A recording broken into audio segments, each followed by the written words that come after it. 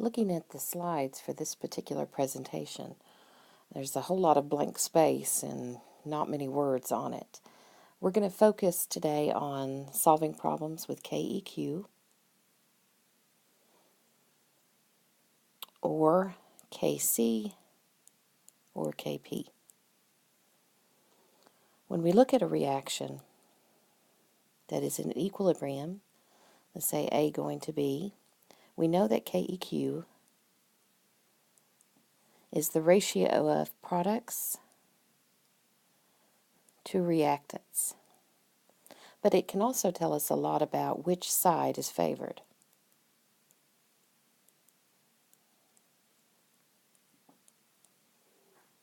If the products are favored, then K will be a large number, usually greater than 1. If reactants are favored, K will be a small number, less than 1 usually. And so we'll be solving for the value of K, but we'll also be thinking about what does that mean as far as the direction of that particular equilibrium reaction. We need to talk about some of the rules related to mathematical manipulations with KEQ. Let's look at our same model reaction here.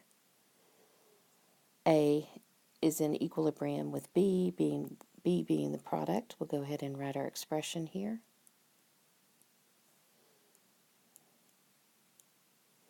B over A. Let's say I have a value for KEQ. It's been determined experimentally that for this particular reaction, KEQ is equal to 1.2 times 10 to the third. Most of the time we do not include units.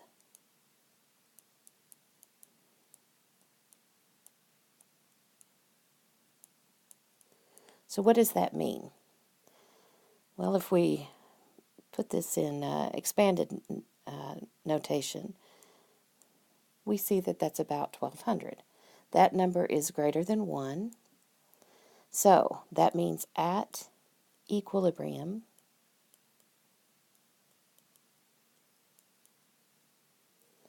we have approximately 1200 B molecules for every 1 A molecule. So that means that the right side or forward direction is favored. Products are favored. I'm going to push my screen up for just a minute. All right, so we know that much just by looking at KEQ. What if we wanted to look at this version of the reaction? Okay, all I did was to reverse it. Our first rule for KEQ for the reverse reaction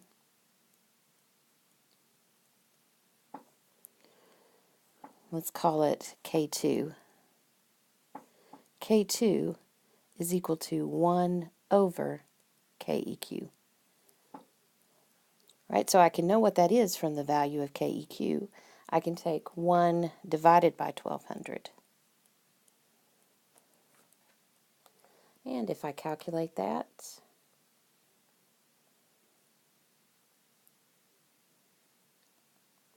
one divided by 1200 is 8.3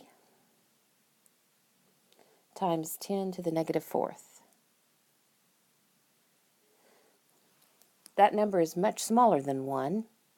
So again, that's telling me that we're going to favor the production of B.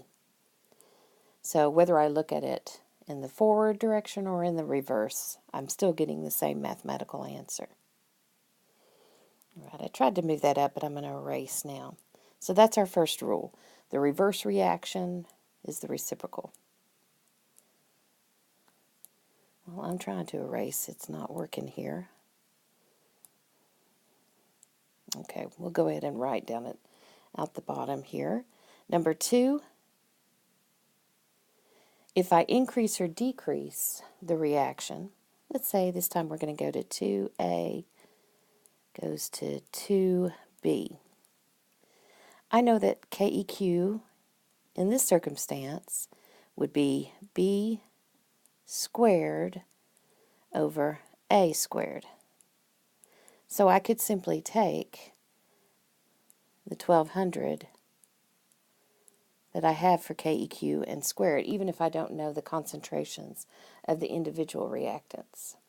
So 1200 squared is 1.44 times 10 to the 6th. And I'm running out of room here. Sorry about that. 10 to the 6th.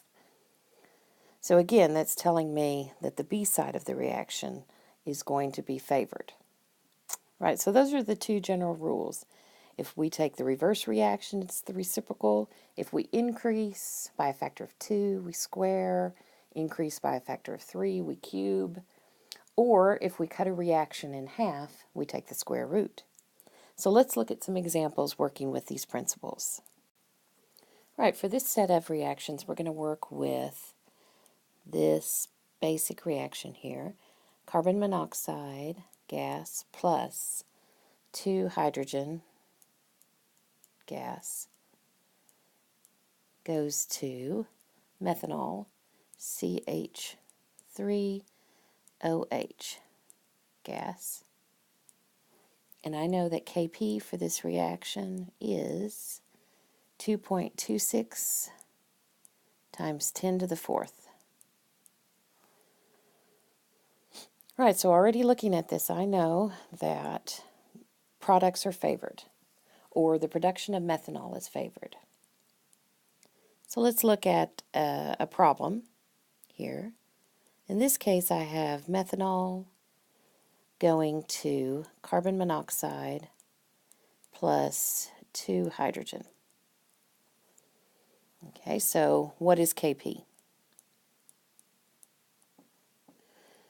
Well, I know this is the reverse of the reaction that I'm given ahead, so Kp is going to be the reciprocal, 1 over 2.26 times 10 to the 4th. All right, so I go ahead and do the math. I take the reciprocal, and I get 4.42 times 10 to the negative 5th. So that's going to tell me that the left, the reverse, or the reactant side is going to be favored. And that makes sense. Up at the top we saw that methanol was the favored side of the reaction. Okay, so we're getting the same consistent answer there with the math. All right, let's look at letter B. 1/2 carbon monoxide plus hydrogen goes to 1/2 methanol.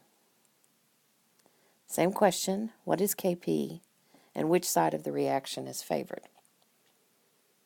Okay, so this is just dividing everything by 2. Instead of 1 carbon monoxide, we have 1/2. Instead of 2 hydrogen, we have 1, and so on.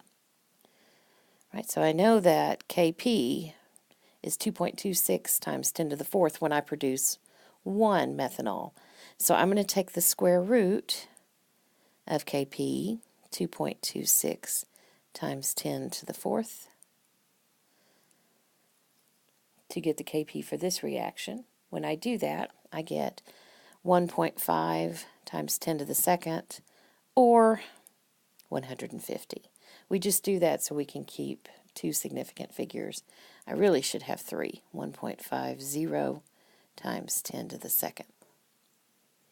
Okay, so products are still favored, but we're producing half as much, and so KEQ or Kp changes accordingly.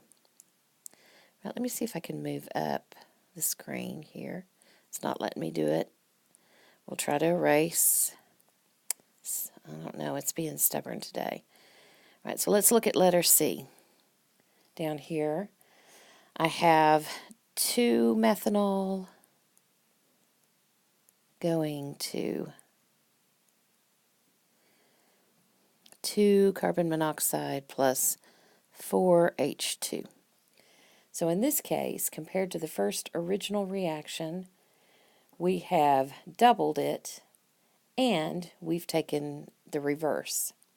I already know what Kp of the reverse is. I've got that right here. 4.42 times 10 to the negative fifth. And I'm producing twice as much, so I'm going to take the square of that. Kp is equal to 4.42 times 10 to the negative fifth squared. And when I do that, I get 1.95 times 10 to the negative ninth. Okay, so again, this tells me that methanol production is favored. All right, that is one example with this original reaction, and so in each case you have to go back to the beginning when you compare to that original Kp. Let's look at another reaction. In this reaction I have N2, and these are all gas phase, so I'm just going to leave that out to keep the screen a little bit simpler. Nitrogen plus oxygen plus bromine go to produce 2 NOBr. All right, and I have two half reactions. Let's go ahead and write those. I've got 2 nitrogen. I was thinking it was 2 nitrogen monoxide, but it's 1. Nitrogen monoxide plus 1/2 Br goes to NOBr. I know Kp for this half reaction is 5.3. And then I have another half reaction. 2 nitrogen monoxide goes to nitrogen plus oxygen gas. Kp is equal to 2.1 times 10 to the 30th. All right, so I want to take these two reactions and sum them to equal this one up at the top, and we're going to solve for Kp. In this particular case, I'm going to take the two equilibriums and multiply them. K1 times K2. But I've got to do some stuff to it first to get them so that they will sum to equal that top reaction. Right, if I look here, I need 2 of the nitrogen, oxygen, and bromine compound here. And on this one, I need to reverse it. I need those to be reactants. Okay, so let's take those one at a time. All right, I've got 2 nitrogen monoxide plus Br2 goes to 2 NOBr. And when I solve for Kp, Kp is 5.3 squared,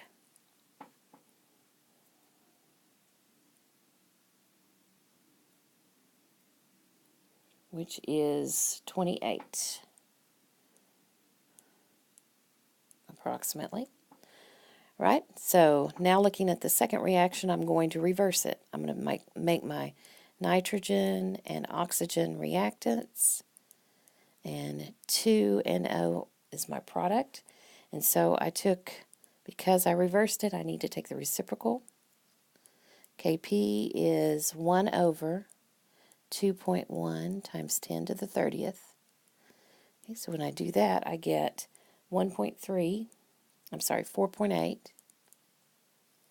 times 10 to the negative 31st. Now I can take the two constants and multiply them together, because when I sum these two reactions, I get that intermediate canceling out. It's made and produced, so we'll cancel it out. I've got nitrogen, oxygen, and bromine on the reactant side of the arrow, going to 2 NOBr, and then my Kp, or K, is my two numbers that I solved for here, 28 and 4.8 times 10 to the negative 31st. I'm going to multiply those together.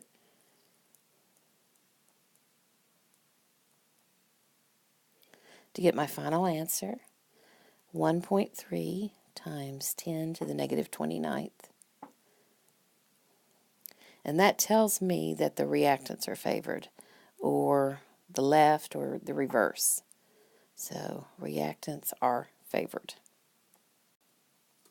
In this example, we're going to be changing or converting from KP to KC and backwards from KC to KP.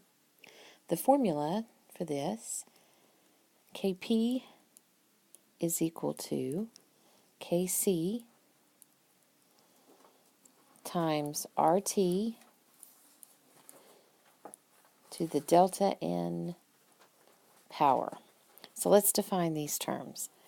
R is the gas constant, 0.0826 liters atmosphere per Kelvin mole. T is temperature in Kelvin. And delta N is the number of moles. Let me write it down here. Delta N is the number of moles of products minus the number of moles of reactants. All right, so what are we looking at here, and why are these terms in the formula for Kp? Kp, remember, is the equilibrium constant for a gas, or based on pressure. And so we want to look at the variables that impact the pressure of a gas, including temperature, the gas constant, and the number of moles. Going all the way back to the ideal gas law, PV equals nRT. You can see those terms are right there together. Okay, so let's look at an example here.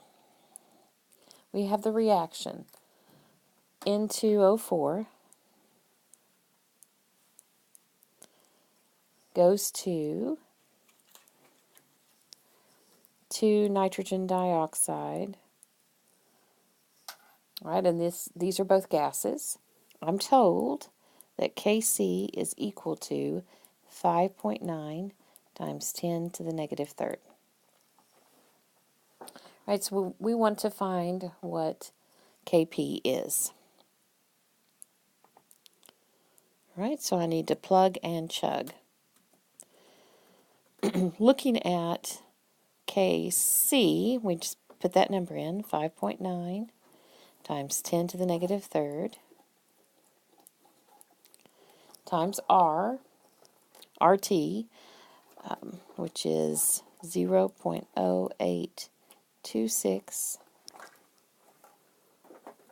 times liter atmosphere per Kelvin mole, although units are not quite so important in this particular circumstance, times T, which is 298 Kelvin.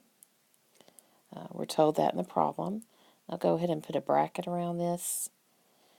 Delta N is the number of moles of products minus reactants. So we have 2 products minus 1 reactant, 2 minus 1, so it would just be raised to the first power. And I'll go ahead and multiply 0.0826 times 298, and I get 24.5. Okay, so now I can finish multiplying this out. 5.9 times 10 to the negative third times 24.5 equals 0.14.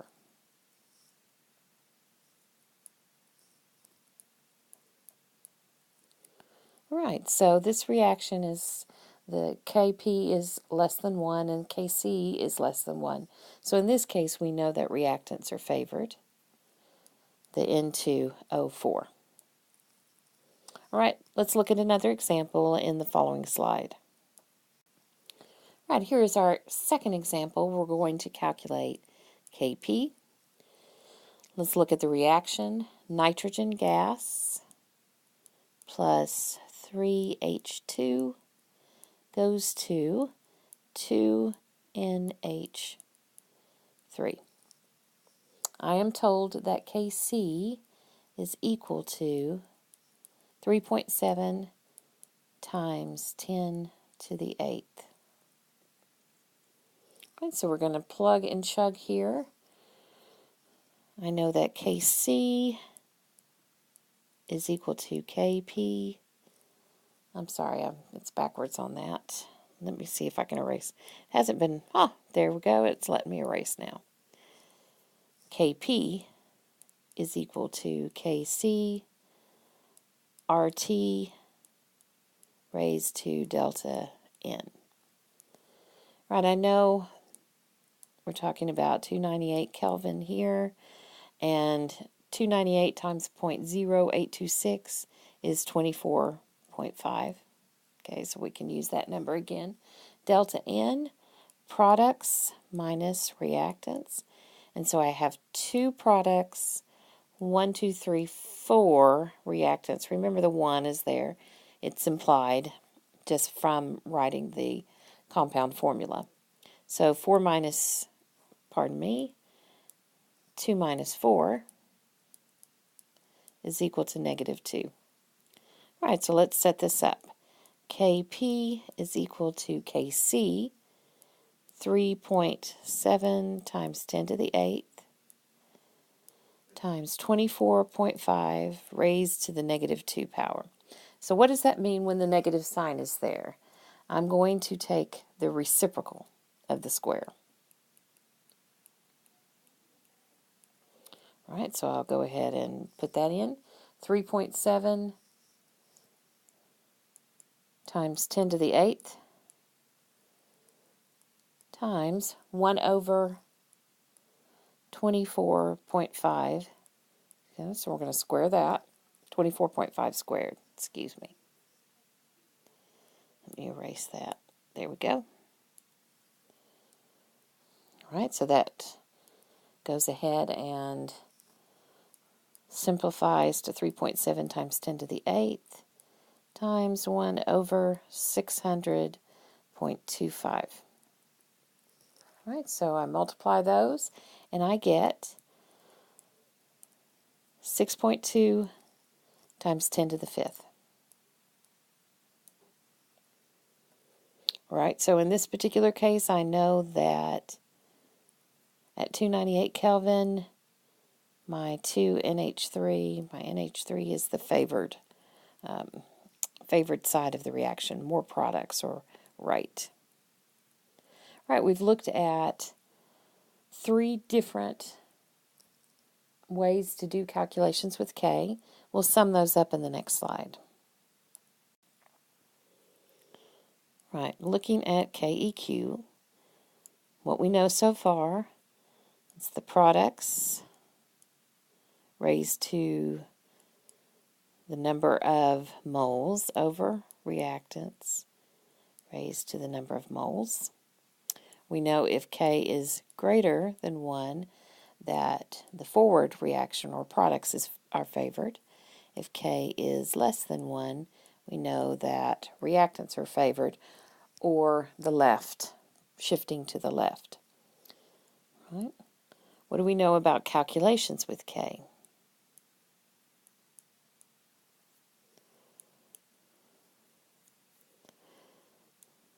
For A going to B, K1, B going to A, if it's the reverse, it'll be 1 over K1, whatever that equilibrium is. If we multiply 2 times A going to 2B, then K1 will be squared. So whatever factor we multiply by, we raise it to that power. Number 2. If we have 2 reactions, A going to B and C going to D, each one of those has a K value, K1 and K2. We will, to find the K for the sum, we multiply K1 times K2.